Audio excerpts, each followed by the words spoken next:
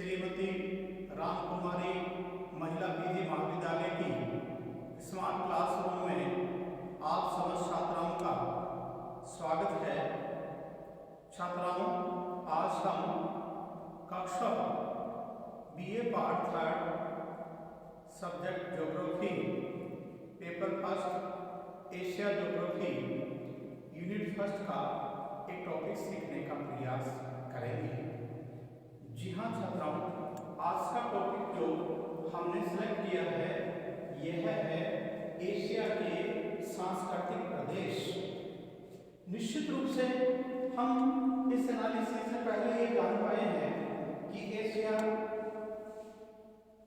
पुरातन जम्बूद्वीप पर फैला हुआ है।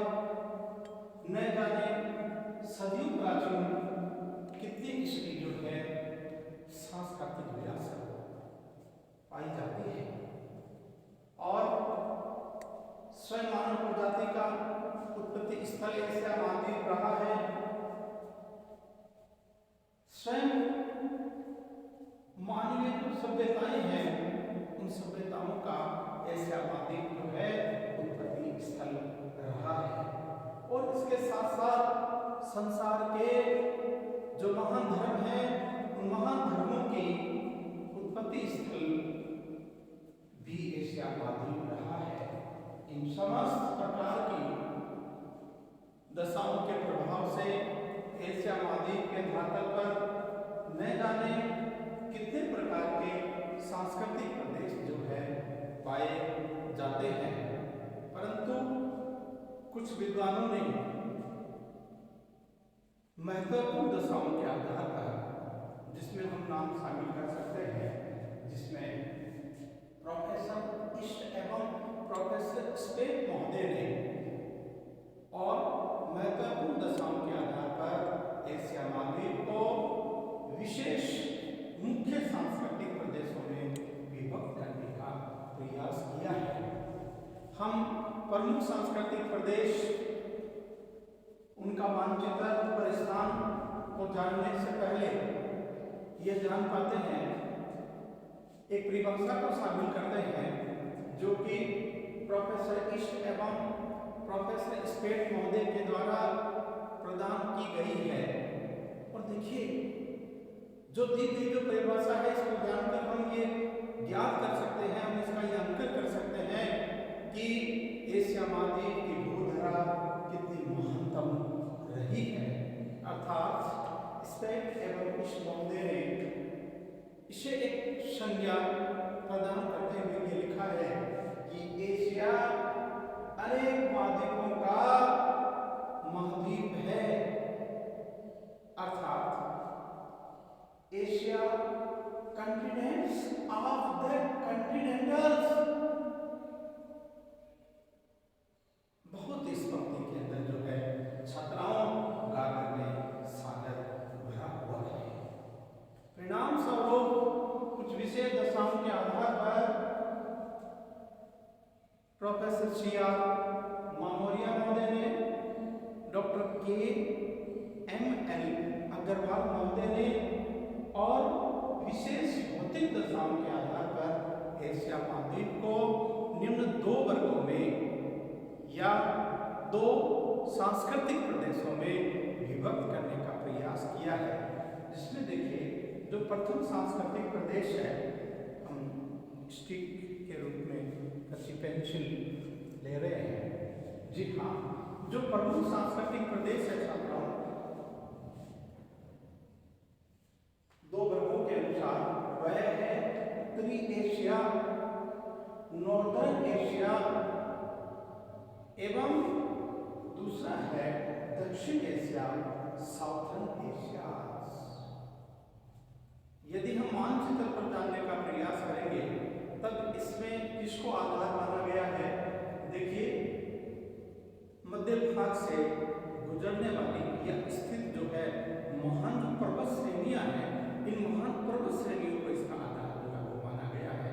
अर्थात मध्य भाग में जो पामीर की गांठ है यह उच्च एशिया का निर्माण करती है। अर्थात हिमालय और हिमालय कि साहिब जो श्रेणियां हैं, इन श्रेणियों के दक्षिण में आने वाला भूभाग दक्षिण एशिया एवं इन श्रेणियों के उत्तर में आने वाला भूभाग उत्तरी एशिया कहलाता है। So that we all know about the separate two parts of Asian surface. There are the first part of Southern Asia and the second part of the Northern Asia. इस प्रकार विशेष कुछ विद्वानों ने इसे और जो है वह है विशेष दशाओं के आधार पर वर्गीकृत करने का प्रयास किया। हम एनालिसिस के रूप में पहले एक पैसेज को शामिल करते हैं। आप इसे वीडियो स्टॉप करते हुए बार बार सुनिएगा और अपनी फेयर कॉपी में लिखने का प्रयास कीजिएगा। जी हाँ, वस्तुतः एशिया का भौतिक विस्तार, भौगोलिक दशाएं, जलवायुगत दशाएं, आर्थिक विषमताएं, ऐतिहासिक पृष्ठभूमि, सांस्कृतिक दशाएं एवं उग्र व जागृत राजनीतिक मंच इत्यादि दशाओं के आधार पर प्रोफेसर इश्क एवं प्रोफेसर स्पेट महोदय ने एशिया को अनेक महाद्वीपों का महाद्वीप, अनेक महाद्वीपों का महाद्वीप होने की संज्ञा प्रदान की है। So that Asia is a continent of the continentals.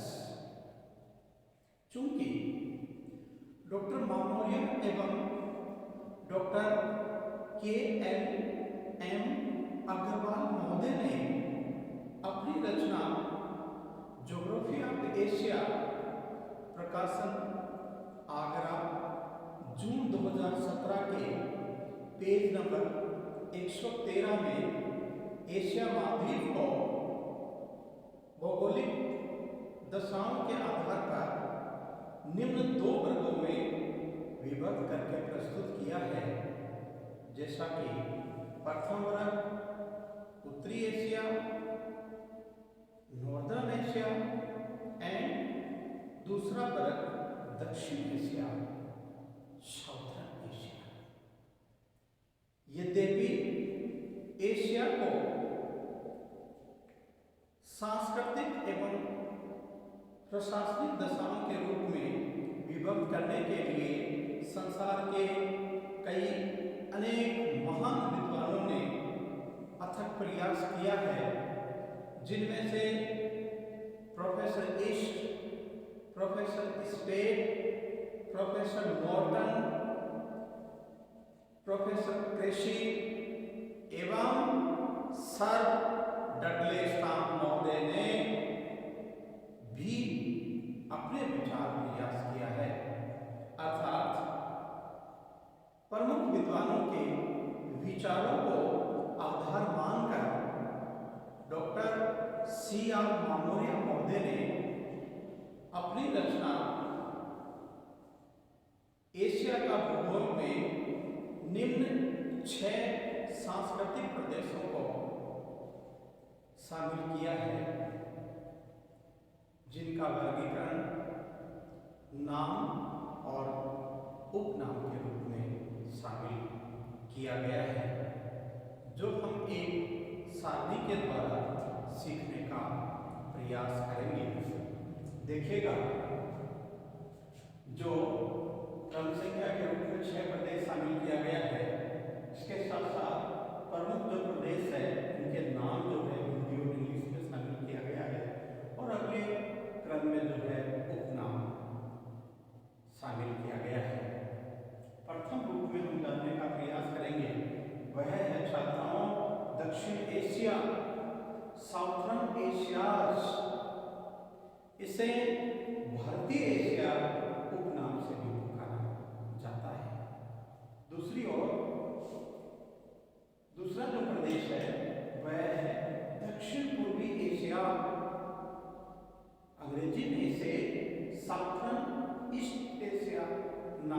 पुकारा जाता है और उपनाम के रूप में दक्षिण हिंद चीन नाम इसका शामिल किया गया है। इसके साथ साथ नेक्स्ट जो प्रदेश है वह है पूर्वी एशिया। अंग्रेजी में इसे ईस्टर्न एशिया के नाम से जाना जाता है और इसे उपनाम के रूप में चीनी एशिया नाम से प्रदान किया गया है। इसी प्रकार नेक्स्ट जो क्रम है प्रदेश है वह है उच्च एशिया। इसे अंग्रेजी में हाई एशिया के रूप में जाना जाता है और सामान्य दशाओं के आधार पर इसे मध्य एशिया के रूप में जाना जाता है। इसके साथ साथ जो नेक्स्ट प्रदेश है वह है सोवियत एशिया। इसे सोवियत एशिया इंग्लिश नेम से पुकारा जाता है और इसे छात्राओं रूसी एशिया भी कहा जाता है। इसके साथ साथ जो नेक्स्ट एंड लास्ट जो रीजन है वह है दक्षिण पश्चिमी एशिया। साउथर्न वेस्टर्न एशिया, इसे अरबी एशिया एवं खाड़ी एशिया नाम से भी पुकारा जाता है। मानचित्र पर इन प्रमुख सांस्कृतिक प्रदेशों को सीखने का प्रयास कीजिएगा। देखिएगा भारत और भारत के पड़ोसी देश है, पड़ोसी देशों का जो ये जो समूह है अर्थात एशिया का ये जो धरातल है, भारत और भारत के पड़ोसी देशों के समूह को जो है वह सांस्कृतिक दशाओं के आधार पर इसे दक्षिण एशिया, साउथर्न एशिया या भारतीय एशिया उपनाम से पुकारा जाता है। इसके साथ साथ दक्षिण पूर्वी एशिया जो है ये है, देखिए दक्षिण एशिया का ठीक जो है वो पूर्व में स्थित है और इसका विस्तार जो है भारत के पूर्व में यह जो है म्यांमार से प्रारंभ होकर के और इसका विस्तार आगे जो है वो इंडोनेशिया तक जो है, मलेशिया सिंगापुर इसके साथ में इंडोनेशिया तक इसका विस्तार मिल पाता है। इसे जो है वह साउथर्न ईस्ट एशिया या दक्षिण हिंद चीन नाम से पुकारा जाता है।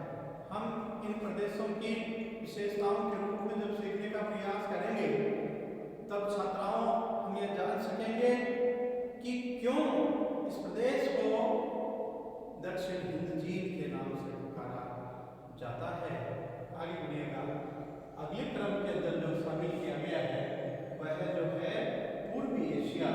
पूर्वी एशिया के रूप में देखिए चीन, ताइवान, जापान, दक्षिण कोरिया, उत्तरी कोरिया को शामिल किया गया है। इस प्रकार जो है इस प्रदेश के अंदर यहाँ अधिकांश जो है वो चीनी भाषा, स्पेनिश भाषा, अंग्रेजी भाषा और जापानी भाषा पाई जाती है और ये जो है इसे हम मशीनी एशिया उपनाम से भी पुकार सकते हैं। अगले क्रम में जो शामिल किया गया है वह है उच्च एशिया। उच्च एशिया के रूप में देखिए दक्षिण एशिया और रूसी एशिया के मध्य का जो भूभाग है जहां नोट ऑफ पामीर और उसकी श्रेणियां जो है वह पाई जाती है, इस प्रदेश को अधिकांश जो है उच्च एशिया के रूप में, हाई एशिया के रूप में शामिल किया गया है और यही एशिया छात्राओं मध्य एशिया कहलाता है। इसके साथ साथ मध्य एशिया के ठीक उत्तर में अर्थात कैस्पियन सागर से लेकर के यूराल पर्वत सागर से लेकर के और उत्तर में आर्कटिक सागर की सीमा तक, साइबेरिया की उत्तरी सीमा तक और पूर्व में कमचट्टा प्रायद्वीप तक फैला हुआ विस्तृत जो भूभाग है, इस विस्तृत भूभाग को सोवियत एशिया या रूसी एशिया के रूप में पुकारा जाता है। अगले क्रम में पाकिस्तान का आगे का जो क्षेत्र है जिसमें ईरान का भूभाग शामिल किया जाता है, अफगानिस्तान का भूभाग शामिल किया जाता है, अर्थात इसके अंदर क्रम से जो है ईरान, अफगानिस्तान और इराक और उसके बाद में जो है आगे जो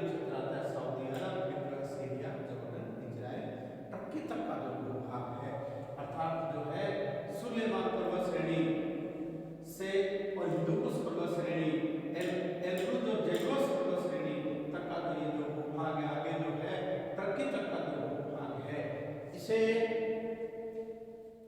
दक्षिण पश्चिमी एशिया, साउथ वेस्टर्न एशिया या अरबी एशिया उपनाम से पुकारा जाता है।